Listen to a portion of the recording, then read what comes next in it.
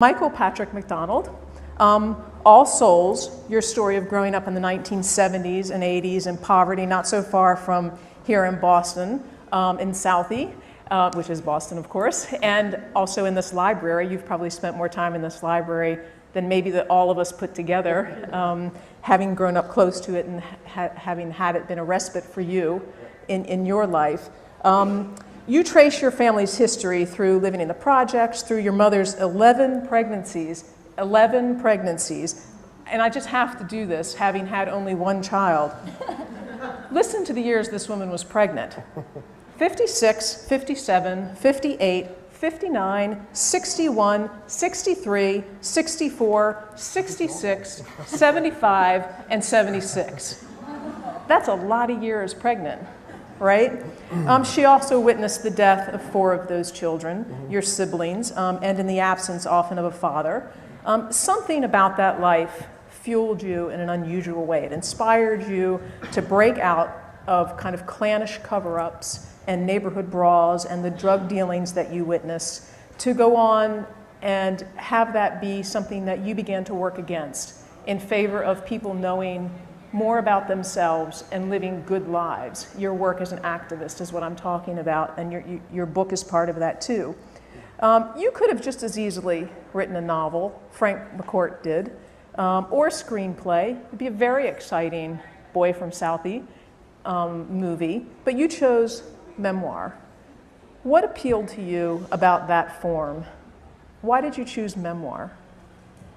Well, the thing that I love about memoir is that it's really about working with memory and working with the fact that the things you remember and how you remember them will tell you or reveal a lot of things to yourself about who you are. And these are the things that have shaped you. Like the things that I remember are different from the things that my siblings might remember.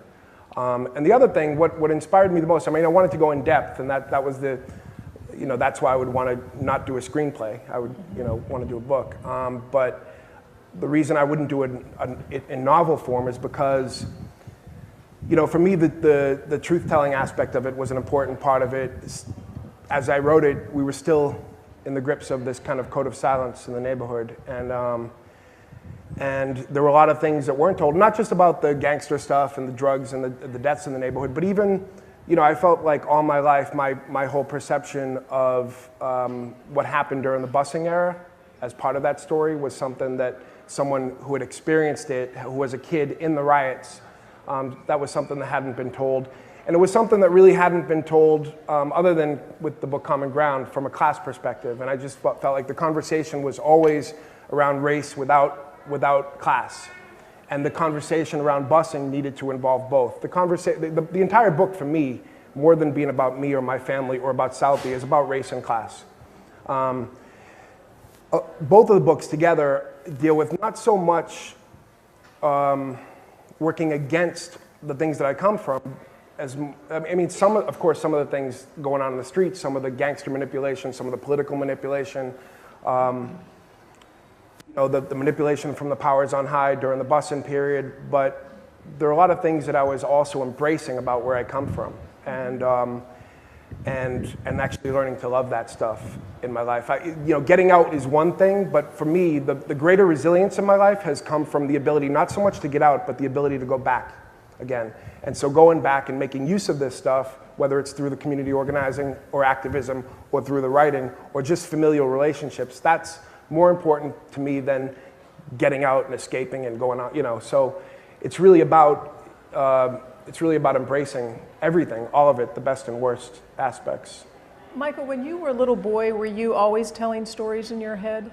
Through drawing. I drew pictures as a kid. And so my storytelling or my, memoir writing in a lot of ways was drawing pictures. I drew pictures of the people around me.